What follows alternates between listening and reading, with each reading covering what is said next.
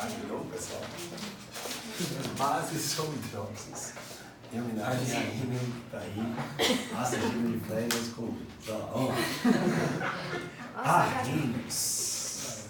Diz que bases são o quê? Vá lá comigo. Substâncias. De novo, que em solução. Agora presta bem atenção. Eu já vou dar uma adição bem importante aqui. Sofrem o quê? Quem sofre de dissociação iônica são compostos iônicos. Então ele está dizendo assim, ó, as bases são em partes iônicas, que elas vão sofrer dissociação iônica. Só que nós vimos também que existem bases que sofrem o quê? Ou seja, elas não são iônicas, tanto que elas vão sofrer o quê? Ionização. O que a gente viu dessas bases? A gente viu, por exemplo, que aula passada, a amônia em solução aquosa, veja, eu não tenho nenhum íon. Mas nós aprendemos na aula passada que esses pares de elétrons que eram disponíveis, tanto do oxigênio quanto do nitrogênio, fizeram com que acontecesse esse processo aqui. Opa, era um hidrogênio, aqui ficavam mais, aqui ficavam menos. Veja, eu não tinha íon nenhum, e agora eu tenho o quê? Eu tenho íon. Então a gente viu que a amônia era uma estrutura que sofria ionização em solução aquosa. Olha as palavras. Quando eu sou iônico, eu posso fazer o quê? Liberar um dos íons que eu tenho. Se eu não sou iônico, eu vou ter que fazer o quê? Produzir. Ela não liberou o OH-, ela fez o quê? Produziu. Aí nós vimos na aula passada, mais ainda. Nós vimos, por exemplo, que se eu virasse e fizesse isso daqui, ó, uma vez que eu coloquei uma espécie eletrorrepelente agora, aquele par de elétrons ficava mais disponível. Então a capacidade de ionização ficava maior. Tudo bem?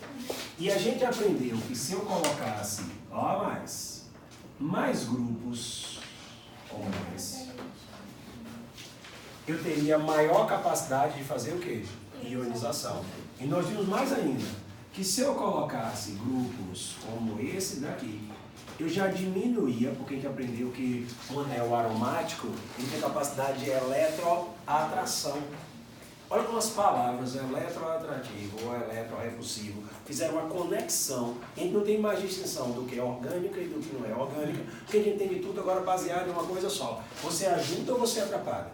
Por exemplo, nós vimos nesse instante que isso daqui é uma estrutura eletroatraente ou eletrorrepelente? Atraente. Então, se eu faço isso, como é no caso das amidas, eu sei que a capacidade de ionização diminuiu. Então, é aí que eles fazem as distinções das estruturas orgânicas. Eu tenho a amônia, eu tenho as aminas e tenho as amidas, baseado no comportamento. Qual comportamento? Comportamento básico. Mas não básico por liberação de OH-. Por isso que eu fiz a distinção. Nem sempre eu vou ser base porque eu vou liberar, porque para liberar eu preciso ter. Mas eu posso ser base porque eu vou fazer o quê? Produzir. Até hoje a gente não viu nenhuma estrutura em química orgânica que fosse básica por liberar OH-. Inclusive quem tinha OH-, ou era ácido, fenol e ácido carboxílico, ou nem atuava como ácido, mas também não atuava como base. Porque a basicidade não está associada na química orgânica a você ter o OH- para liberar, mas você produzir o OH- por ionização. Até aqui, beleza? Nomenclatura, olha que fácil, gente. Primeira forma geral, desculpa. Olha a carga dele, -1, que é o íon hidróxido, que a gente viu na estante. Eu vou ter um cátion de carga X. O que é que vai acontecer? Eu preciso zerar isso. Então, para eu zerar isso, o X vai aparecer aqui, ó. De novo o comportamento, tá vendo? De novo o comportamento. Gessil, vem cá. E ele pode ser classificado? Pode. Classificado quanto o número de OH-. E aqui não tem ionizável ou não, porque como elas são iônicas, o que acontece? Botou na água, ela vai dissociar tudo. Então nossas classificações são para as iônicas, olha a forma. É para quem tem OH-. Aquelas bases lá não tem OH-. Nós não estamos falando delas aqui nessa fórmula. Você entende o que eu estou falando? Essa fórmula não está falando daquelas bases ali, porque ela não tem para liberar, ela produz. Mas as bases que eu coloquei aqui no quadro, não, elas vão ter para liberar. Então elas podem ser monobase, dibase, é facinho quando você compara com os ácidos, ó. Tribase, Porque nos ácidos de negócio é ionizável, não é ionizável. Aqui não, aqui tem para fazendo. Tetrabase, e aí vai. Como é que faz a fórmula? Bora fazer essas fórmulas? Menos 1. E aqui? Mais 1. Um comportamento, uma base. Menos 1. Mais 2. Um comportamento, uma base. De base. Uma base de base. Vamos lá? Mais 3. Um comportamento, uma base. No caso aqui, uma tribase.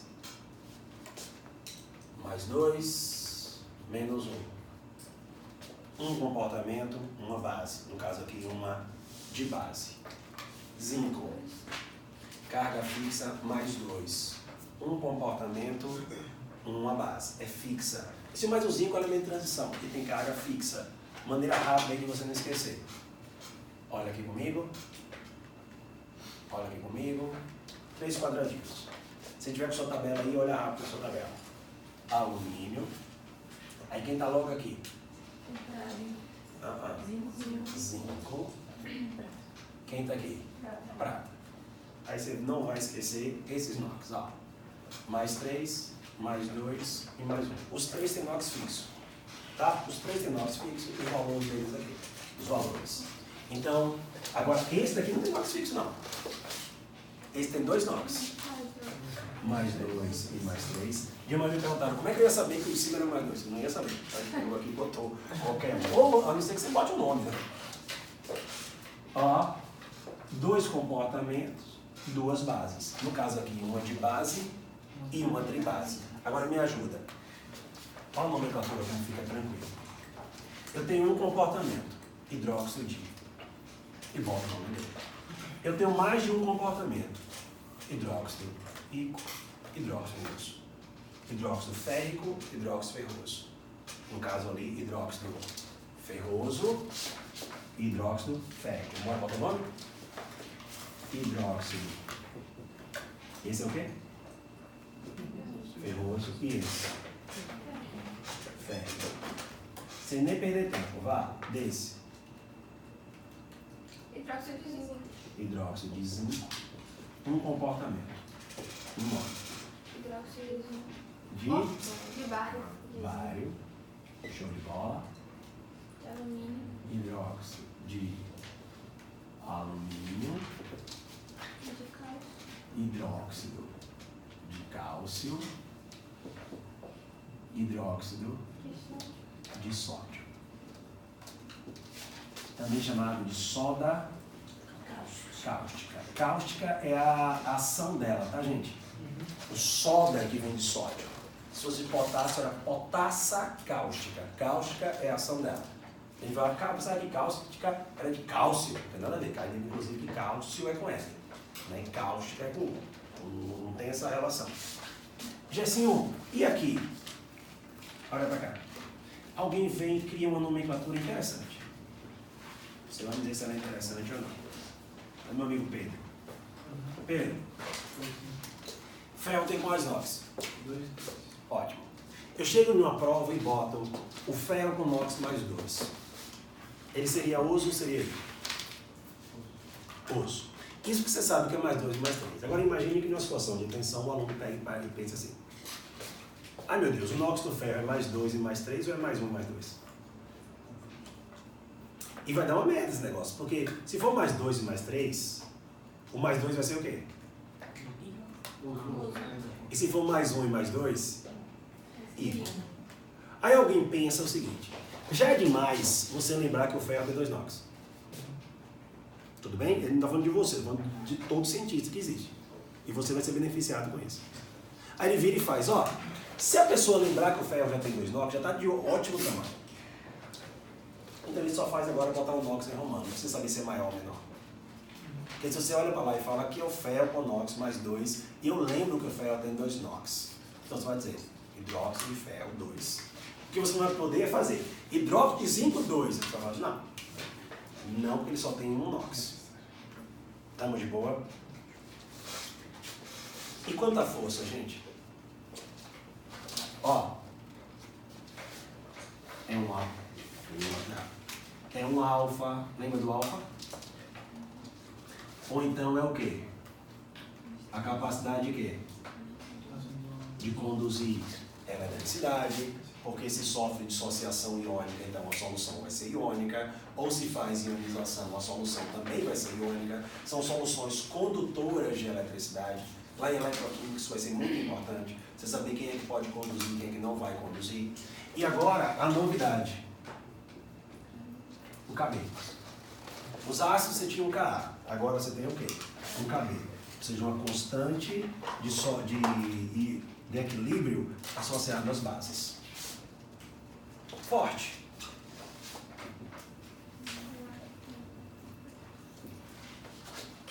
Alcalinos, que são básicos, e alcalinos ferrosos. Ó, aula passada, a acidez cresceu para lá, a basicidade cresce para cá. Tudo bem? A acidez crescia para baixo porque a ligação ia ficando mais longa, e como ela ficava mais longa, a atração ficava mais fraca. Lá era por força magnética, compostos covalentes. Aqui é por iônica, mas as duas são forças, aqui é eletrostática, né? Mas os dois são forças de campo. Resultado, também cresce para baixo. Quanto mais para baixo, maior é o raio, e quanto maior o raio, mais fraco a força eletrostática. Maria Luísa. Maior a força eletrostática, e quanto mais fraca a força eletrostática, maior a capacidade de você fazer o quê? Liberar o OH-, que é o seu objetivo. Isso traz um detalhe interessante. No mesmo período, as bases do grupo 1A são mais fortes do que do grupo 2A.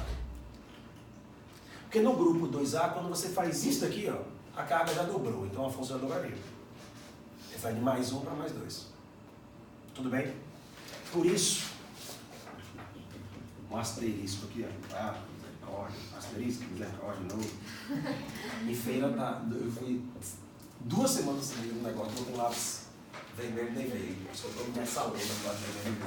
Comprei de outra marca. Vai. Que é esse asterisco aqui, assim? Porque o berílio, vê se você consegue enxergar o berílio. Ele é o primeiro. Ou seja, o raio dele é o menor. Se o raio dele é menor, a força é grande de atração e não da base. Aí ele fala, assim, eu tenho magnésio também. O magnésio já compensa, mas não compensa não. Apesar de você estar embaixo, não consegue compensar. Resultado, ele atrai com muito vigor. E se atrai com muito vigor, libera com dificuldade. A partir do cálcio, não. Aí o cálcio já consegue liberar para ser considerado forte. Estamos de boa? Agora só fazer mais uma coisa aqui. Vê se consegue conectar essas duas coisas, gente. Vê se consegue conectar. Eu peguei 2 minutos. Eu peguei uma base e coloquei na água. Ela é iônica. Se a gente viu lá na aula de ligações iônicas, você pegar, vai estar lá. Você bota ela na água. Ela faz isso, ó. Liberou. Se liberou, dissociou. Se dissociou, dissolveu. Resultado. Aqueles que são fortes são solúveis. Porque ao dissolver, você já está liberando. Bases fortes, lá. 1A. Logo a 1A é solúvel. E você vai levar agora para a sua vida. Compostos iônicos do grupo 1A são solúveis em água. Por quê? Você acabou de ver. Eles têm a atração mais fraca, então eles conseguem dissociar bem em água. Ao fazer isso, deixa as bases fortes. Se for um sal, vai ser um sal solúvel. 2A, pouco solúvel, insolúvel, o resto. Aí alguém de manhã fez uma pergunta assim. Jessinho, e o amônio? Pensa aí comigo. Está lá a substância. Que substância é essa? Aí você coloca na água. Primeiro que ela é solúvel em água. Sofre ionização. Então ela dissolveu na água.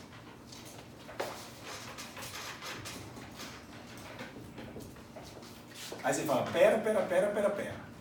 Você não falou que quem era solúvel também era forte? Falei, as iônicas. Ela não é iônica, ela é estado de ionização. De manhã também perguntaram assim, e a volatilidade? Eu fui e perguntei, as bases são compostos iônicos ou covalentes? Iônica. E se são iônicas, o ponto de fusão e ebulição é o quê? Iônica. Então, se o ponto de fusão e ebulição é alto, eles não são voláteis, eles são fixos. As bases iônicas são fixas. Tudo beleza?